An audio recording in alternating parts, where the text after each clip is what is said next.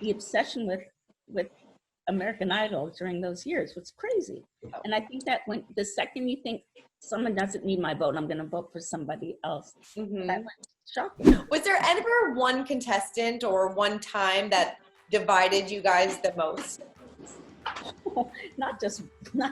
I'm sure there's a few. Many times.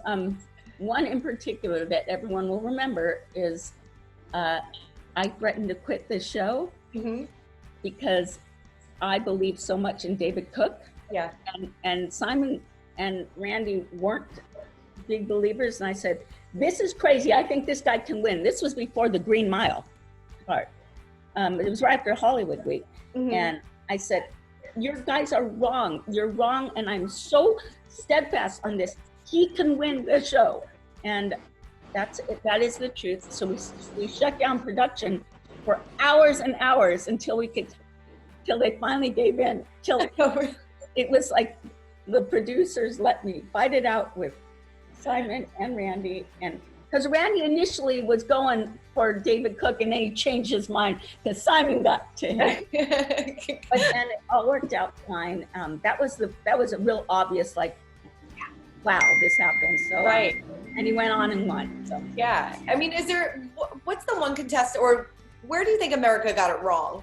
In which season did America get it wrong? Well, here's the craziest thing. I always feel like the person that needs to win wins, or the person that is obvious is going to win. But it was a crazy season during Chris Daughtry. Like that was like crazy. I mean, it was such a fun season, but I think everyone knew that Chris was so talented. You know, anytime you think, oh, they don't need my vote, is when we're in trouble. Yeah. So that's why it was really important and that's why America got so behind it. I mean, the obsession with American Idol during those years was crazy.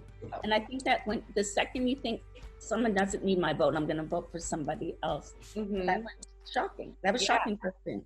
Oh, definitely. And I was just, go ahead. No, go ahead. I didn't mean to cut you off. That time, and then also it was the year, like there's things that happen, like, and you never know for whatever reason, but sometimes when you win doesn't mean as much as the person who's the first runner-up. And you know, our show made it like crazy for the contestants because they are so secluded in their own little bubble while we're producing and doing the live shows that they had no idea what it was like on the outside world, because it was like for them 3 to 4 months of like in that whole realm of working on the show. So when they get out of Idol prison and they go to the real world, it was interesting to see who knew how business-wise or had good people in their corner to really nurture their popularity. Because when you were in the top 10, at the time I was on American Idol, there were at the minimum 10 million people that were in your corner. Insane. It's really crazy. I mean, it's you look back and see how many stars were born from, you know, your seasons of American Idol, and then you kind of look now, and yes, there's still like some great singers that come out of it, but you don't really get the star power that, you know, from Kelly to Carrie to, you know, Daughtry. And no other competing show. Right. I mean, why do you think that is?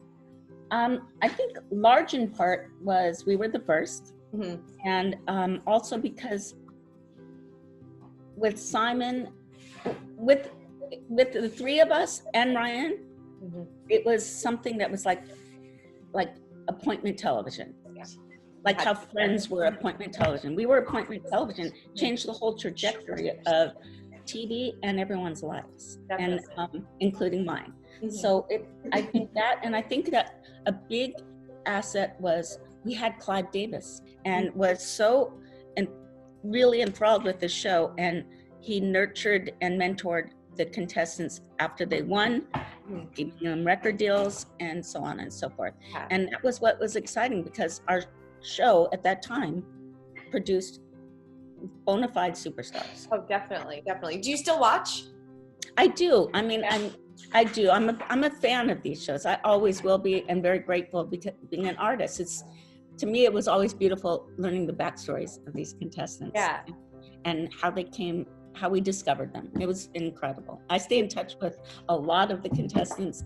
I tried to make sure that I go to their first, you know, like I would go to their first concert. I always felt like a proud mom. Yeah. What do you think of Katie, Lionel, and Luke? Do you think that they do? I love them all. I love them all. I do. They're wonderful. I can't say enough nice things and positive things, and I'm grateful that the show's still on. Definitely. I know Simon said back in, I think it was November, that, you know, when you were on the Kelly Clarkson show, that you guys would love to do something together again. That would be like his dream. Have you guys talked about that any further?